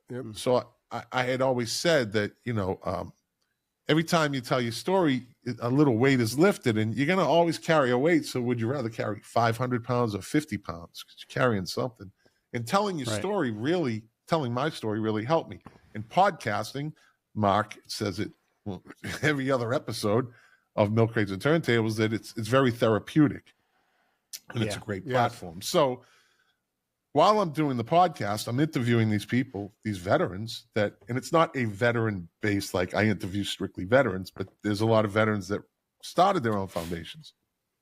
And I'm listening to their stories: homeless, drug addict, drug addicts, alcoholics, just PTSD, and I'm like, these are great stories. And I'd have them tell this story. Like, how did you get to where you are right now? And I started really going into the whole psychology of storytelling. Then on July 2nd, my wife and I are up in St. Augustine, where we love to go on the 4th of July. And I said to her, I'm going to start my own foundation. I'm going to start my own foundation working with veterans. And I'm going to teach them how to podcast, from concept to publishing. Right. Because at no point in the history of this country has a veteran had more opportunity to be heard and to tell their story and to help another veteran than right in this moment, doing what we're doing. And that's podcast. Yeah. It's not TikTok. It's not Instagram. It's not Facebook. It's not rushed. It's not edited. It's them talking. Yeah. You get a podcast and you put it out there into the podcast universe, and somebody's going to listen, right? And maybe somebody like me that didn't know anything, because podcasting wasn't around in 1999, right? Yeah. So I put that. My wife she's a PhD nurse practitioner, and she's an associate professor. And so she helped me put a syllabus together for this course that the One Man, One Mic Foundation offers. And it's free. So I take the podcasting part of it, and then we incorporate storytelling. And I started really doing deep dives into storytelling, the neuroscience and the research of how humans are hardwired for connection. That's why they put people in isolation as torture, because we're hardwired to connect. But when PTSD takes over, and I can only speak from a veteran's standpoint, but I know it goes for everybody that has PTSD, the fight or flight takes over your whole brain, and it basically pushes everything away. And the right side of your brain, the creative side, gets pushed to the bottom. Like, we really don't need you. Just go away. I'm in survival mode right now. And you start living in survival mode. But when someone tells their story, it's uplifting. It hurts because you don't retell a story, you relive a story, right? So what it does is eventually, it's been found, research has showed that storytelling literally remaps the brain. It rewires the brain. And like a flower coming up through a seed, creating a flower coming up through the dirt, storytelling really gets to once it gets to the surface and you can just like let it go, you start to blossom. Yeah. Like songwriting. Yeah. Exactly. And it feels good. Like, it's like, and people are like, damn, and you affect people. And when it's always for the positive, when that happens, that makes me feel good. So I incorporated the whole storytelling aspect into this course called the Pod Lab. But then I found out the storytelling is so intricate that it needs its own course. It needs its own 6-week course. And it's an hour and a half once a week, like a college course. And it's got a syllabus. And I've already taught veterans in Utah, Maryland. I got a guy in Wisconsin, Northern Florida. I can reach veterans all over the country. Now, can I ask? Can I cut in for 1 second? Are you interviewing these people for, like? Is there footage of you interviewing these people? No. So the Vets Connection podcast is separate. That just led me to my foundation. Now, you're dealing with, and I never say no to any. I'll do this with any veteran. I will never say no to a veteran. I get that from you. Yeah. If somebody wants to learn how to podcast, if a veteran wants to learn how to podcast, absolutely. I will never say no. You can go to my website. It's www.oneman1micfoundation.org. All the information is there. You can email me at oneman1micfoundation@gmail.com. If you're a veteran and you're anywhere in the country and you want to learn how to podcast, and it's free, because there's people that charge $800 to $1,200 for a course like this. And for a veteran, it's free. And I don't make any money off it. My foundation, I don't get paid. My board of directors don't get paid. I've had Shure microphones donated. What was it, like $1,700 worth of equipment, microphones and headphones to this. Thron Max equipment, microphones, headphones they've sent to me, mic boom arms, Prime Acoustic, which is a big acoustic company out of Atlanta. The guy actually called me and he's like, hey, because I had a studio space donated to me right in downtown Delray Beach, Florida, which is, I heard you talking recently about a new studio of yours. Yes. And so Prime Acoustics is like, we want to soundproof it for you, give it everything you need. They donated like $7,000 worth of acoustic treatments, customized. Like, they had all the sizes of the walls. So nobody else is really doing this. Nobody else is doing this. The healing power of storytelling is amazing. And storytelling and podcasting is like hand in glove. They just go together. And so, and a veteran can podcast anytime they want. If you're in the throes of PTSD and you have insomnia, you could podcast at 3 a.m. You guys know that, right? So do you have links to, do you offer links to some of these veterans' podcasts? Or So that's the thing. This is up to them, right? When you come into this program, I don't ask you any questions. I don't want to know. You have there's like a, what do you call it? I send you a like paperwork, not paperwork, but right. Like you fill out not a form, a questionnaire. So you'll fill out a questionnaire, and that's strictly between the foundation and you, right? It doesn't go anywhere. It's just for us to kind of learn to do better, right? And we never talk about your diagnosis. I'm just a veteran. I'm not a therapist, although the president of my board is a certified clinical social worker who specializes in trauma, and she teaches a couple of classes for that thing. So I don't record them. I don't record these veterans. Like, these sessions aren't recorded because that was my next question. I was wondering if you were the producer of these segments and so what happens is this: like the course is the course. It's like taking a college course, but at the end of the course, I tell them. Right. I tell the veteran, it's your choice. But what I want to do is upload an episode of you telling a story. Doesn't Correct. have to be your story. It doesn't have to be, well, it's your story, but it doesn't have to be what got you. It could be anything. A moment in time. Just tell us a story. Tell me a story. Because that's what you learn. You learn how to tell an effective story. Now, do you know the age difference between, is there a certain, No, I had one veteran. I just taught a course. One veteran was 31. The other one's 60. Cool. Yeah. So See, it's any veteran. It's any veteran. So yeah, those stories, if they agree and if they don't, it doesn't go anywhere. I'm going to go into a podcast called Tell Me, This Is My Story. That's what it's going to be called. This Is My Story. And it'd be like, I'm Scott. I'm a veteran. This is my story. And they tell a story. And by the time they're done, like this one kid in Utah told me when I first met him, he wanted to take the course. He reached out to me and he said, I don't have a story. Well, this kid, I interviewed him on the Vets Connection podcast, and he's the most downloaded episode. His story's amazing. Really? This kid got blown up in a Bradley fighting vehicle in Syria. And that's just a piece of the story, But he told me, and a lot of veterans will say that, I don't have a story. A lot of people say, I don't have a story. Right. I don't have no one wants to hear my story. But to outsiders like me, it's amazing. By some of these stories. Yeah. And and people, civilians need to know these things. That's what I tell them. People need to know your story. Yeah. Yep. So personally, my exposure to this right before I got to know you, Scott, was I worked with somebody at the hospital who has severe PTSD. He's a veteran. And we started talking, and he would tell me he had PTSD, but he would talk randomly. I've become his listener, and the stories developed. Yeah. Right? And I could see, like, he has bad days. He needs to talk. He comes over and talks to me. This is the beauty of podcasting. Like you said, that if someone wakes up at 3:30 in the morning, they can do a podcast. Yep. And then upload it. Right. Beautiful. Send it off. Beautiful opportunity. Right. Yeah. Yep. Because it's true storytelling. It's extremely healing.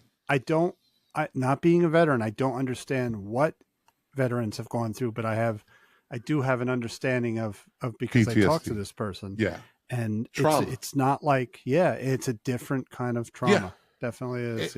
Right. It's an interesting point because, like, say my father was 18 years old in 1948. He was born in 1930. He joined the Marine Corps in 1948. The Marine Corps was just desegregated in 1948 by Harry Truman. So, he goes, of course, he's from New Jersey, so he goes to Parris Island and never talked much about being in Korea. Never really said anything about it except one time he was talking about an M1 and he called it an M1 carbine. Yeah, M1 carbine. Yeah, that replaced the M1 Garand, by the way. Right. Yeah. Right.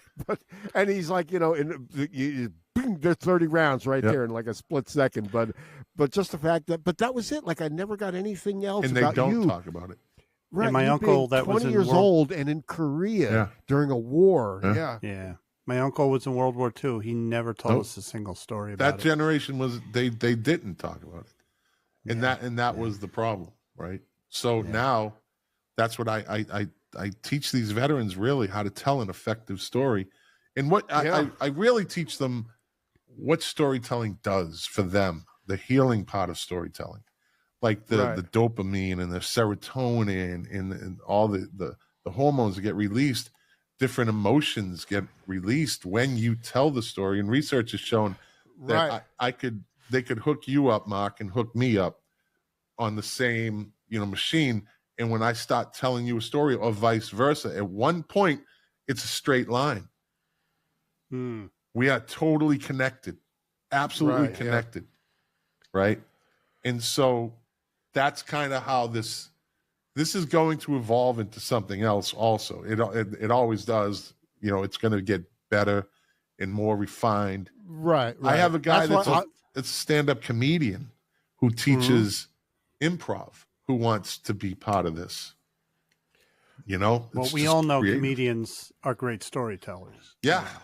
Yeah. So we'll see where that goes. But and I'm excited. You were the producer of this thing. That's why I wasn't sure. Well, I'm the That's founder, why I'm asking CEO all these questions. Yeah, I'm the CEO and founder of the foundation, the nonprofit. It's a 501c3 nonprofit, and it's just there. Like when the veteran is done with the course, they have all the tools they need to start a podcast. Yep.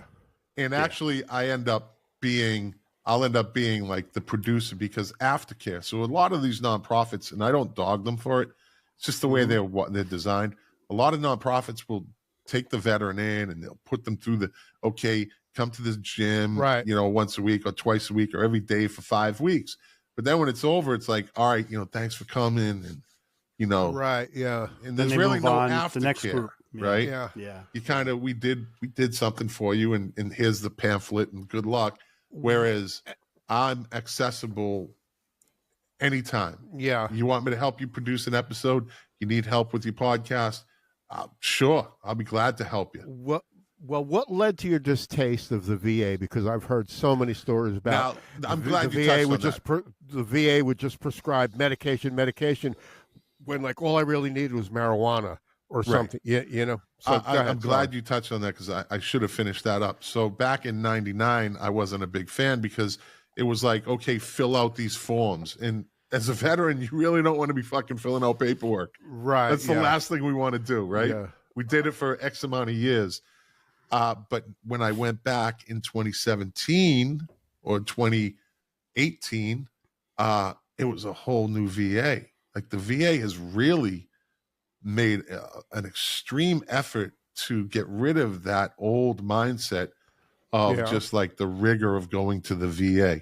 It's very, it's a giant ship that can't just pivot, but they're turning, and they've turned it around a lot. It's a giant bureaucry. It is. Really It's a government agency, but they've turned it around, and they're very, very in tune now. Now, every VA is, I call it, it's like going to an AA meeting. Some are better than others. There's no doubt. Yeah. But for the most part, the VA has really done a 180 in how the treatment for us. My father, who was a veteran, who they put in charge of it. Towards the end of my father's life, the last few years, he went to the VA, and he said it got so much better. It did. You walk in the door, you got greeters. They got people at the West Palm Beach VA that will take you right. If you don't know where it is, I'll take you to that place, and they'll talk to you, and they pay attention to you.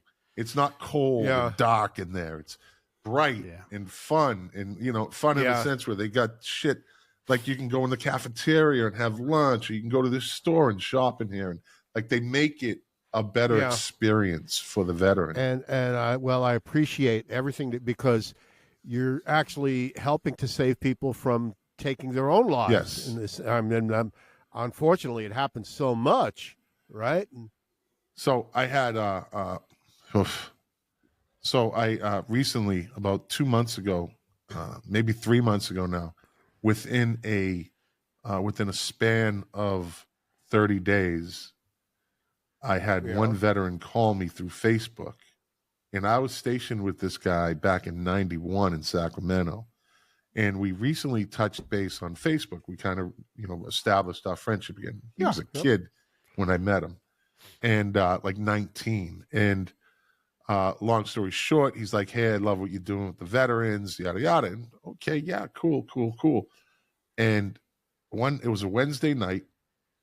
It was like 10:30 at night. And my wife's watching TV. I'm on my laptop in my kitchen at the island doing probably foundation work. And it rings through Facebook. And I don't know if you've ever gotten a phone call through Facebook, but it doesn't stop ringing. Facebook, yeah. It's jarring. Yeah. It doesn't stop ringing. Like there's no like 4 rings and it hangs up. And I looked at him like, and I've gotten the calls like, hey, just wanted to see how you're doing. And we haven't talked in years. And I'm like, I'm thinking, but it keeps ringing. So I said, all right, I'll answer it. And I just pick up the phone and it's this kid, I see who it is. It's this guy that I knew back in 91. We worked for a couple of years together, security police. So I just pick up the phone like I do with you, Mark, or if Perry called me. What's up, buddy? Mm-hmm. Right? And it's quiet. And I hear him, sounds like someone's crying, like for about 5 seconds. And then he says, doesn't even say hello. He says, I put the gun to my head and I pulled the trigger and it was empty. Was he? He was. So he was intending to do it. He called me. He goes, you're the only person I can think to call. So he called me. And I had just taken this training through the Fire Watch and my head was spinning. Like, you don't expect that. And and it just went on and I backed him off and I got him the help he needed. And I made sure that he made the phone call and I made sure his wife showed up and I made sure I talked to her and she was on speaker and we talked and we've been friends again ever since. And I talk to him all the time. Another veteran posts a picture of a fucking magazine from a 9mm with 1 bullet in it on Facebook and says 1 bullet left. What should I do with it? And people are like, yeah, go. You need to make an ammo run. You need to get more ammo. So I called him. Warriors. I called him. Mm-hmm. There you go. And he doesn't even say hello. He answers the phone. My wife shouldn't be like this. She shouldn't be like this. Why is my wife like this? She shouldn't. And he's like in this throw of this manic of PTSD, anxiety, whatever was going on. Right? But I talked him back, and we had a long talk. It's real, people. That shit's fucking real. Yeah. So to bring it all back home. Sorry to bring the show down. No, not at all. Don't be embarrassed. So what I'm saying is that show up until now. This is a better show. This is a good thing. In other words, being able to tell their stories, is therapeutic in that sense. It is, right? Yes. And so you're helping immensely with these people and. You have a fundraiser coming up, I understand. Yeah. Right? It's called Story Lab, right? So Story Lab is it's a live show at a nice little theater. It's quaint. It seats about 250 people. And what it is I have 9 veterans that are going to come up on stage one at a time, and each one of them is going to tell you a story from like 6 to 10 minutes. They're going to tell you a story. Whether it's their story. Boca Black Box. At the Boca Black Box in Boca Raton, Florida. Yep. And it's a fundraiser for the foundation. And these guys and ladies are going to take you on, like each one of them is going to take you. You're going to laugh. You're going to cry. But in the end, you're going to be glad you came because this is like, when do you have the opportunity to listen to veterans, 9 of them, tell you their stories? Yeah. And they're not all horror shows. Like, I don't want people to think you're going to be coming there like all depressed at the end. Because these people are there and they want to tell their story. Yep. And you want to hear what they have to say. And they all, like, there's a way to craft the story to an audience. Yeah. It's their story, but, it's going to be very entertaining. Again, it's going to be funny. And then at the end, they're going to be out there with the crowd, mingling with them, talking to everybody. I'm genuinely curious about this. So now your foundation pays to fly these people in for this event, or are they all like Floridians? Or 2 speakers are coming in, 2 friends of mine. One's coming in from Maryland, one's coming in from Ohio. And I have a bunch of local veterans that want to do this. They want to come on and they want to tell their story. One guy is an active duty Marine recruiter But his personal story of how he got into the Marines is a whole thing. And That's it's a all story there, right? Yeah. Yeah. So what this does, though, what the fundraiser is for, is so the foundation can do more outreach, can get better coverage on social media. That shit costs money, you know? Yeah. And what I want to do with veterans that take the course is I want to give them these little microphones, like Pile microphones. They're pretty good microphones. They're not Shure microphones. They come in a nice case. And I'm like, here's, take the microphone. It's yours now. You earn this. Right. Yeah. Go do your podcast. There's a cable here. Yep. And, go do your podcast. You don't have, here's the microphone. Because when they do it live and they do it in person in my studio, it's immersive. They come right in day one, minute one. You put the headphones on and we're talking, doing the course just like we're doing a podcast. Yeah. So I can see it. It says November 12th, 7 p.m. at the Boca Black Box. Yeah. Center for the Arts. Yeah. Yeah. In Boca Raton, Florida. And if you'd like to donate, go to oneman1mic.org. There's a donate button there. We can use it. All the help we can get. Nonprofits. Yeah. Nonprofits. We survive on donations and grants. Right. Well, cool. We don't have the opportunity to, I can sell merch, but that's just something that we don't do, Yeah. But I've learned to since starting my own foundation, I've learned to ask, and you have to ask. Yeah. And when I asked Shure microphones, they said yes. When I asked Prime Acoustics, they said yes. When I asked Thrawn Max podcast room, they said yes. Yeah. When I ask, people want to be a part of this because it's extremely unique. It's not dynamic. It's not a gym. It's not deep sea fishing. It's not hiking. It's not canoeing. It's not healthy body, healthy mind. This is just healthy mind. Yeah. Yeah. I'm proud to say that I know you for these things, Scott. And I appreciate this time. Thank you for this, Perry. Thank you. Good on you, by the way, Scott. By the way, Scott, you did say something about you were telling like this evening won't be all heavy stuff. It'll be it's lighthearted stuff because when I got the job and when I was back in mastering and they said, you're going to edit the whole big book for AA, which is totally a separate thing. I said, oh my God, I got to live with these sad stories. No. Some of the stories are hilarious. Yeah. Some of them are uplifting. You know what I mean? So it's like, it's all about the storyteller. Yeah, like my story might not. I have a bunch of stories that I could tell, and it's probably going to be an in the moment thing. Like, where's the crowd going? Right, Mark, I could tell the U2 concert story. You know what I mean? Like how I could tell that story. It's not necessarily like I went to a call and this father had his dead infant in his hands. Like I could tell that story. That's a real story. Oh, so you could tell a story about your neck. Okay. Yeah, exactly. That would be a great way to end the show, right? Everybody on a high note. Everyone's laughing. It's, because of course I'm closing the show. Of course I am. Well, we can say that the Music Relish show is available on Apple, Amazon Alexa, Overcast. Listen on Podbay, Spotify, Podchaser, whole bunch of other places. Podverse, Listen Notes, Tune In, Facebook, of course, YouTube. And hey man, I think it's a pretty cool thing that you're doing, Scott. Thank you. Absolutely. Yeah. Absolutely. And by the way, like you said, by the way, I'm intrigued on where it's going to go. Like you just said, it's evolving. And when you first started this, I said I'm intrigued to see how it's going to evolve. Yeah. It's going to go to good things, Yeah.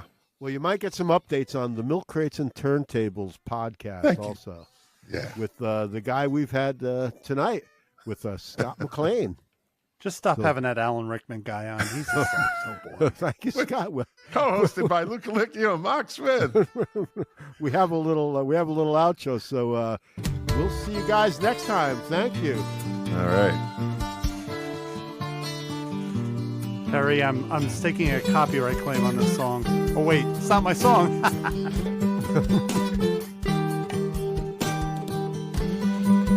I think there's a little bit of Ebola the Clown in here too somewhere.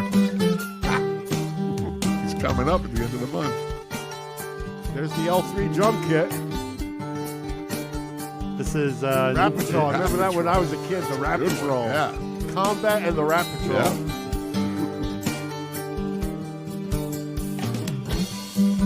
In case you don't know, Scott, this is me, Lou, and Perry down in Asheville recording. Nice. I'm not responsible for my solo. Love it. That's not me. That's Perry playing now.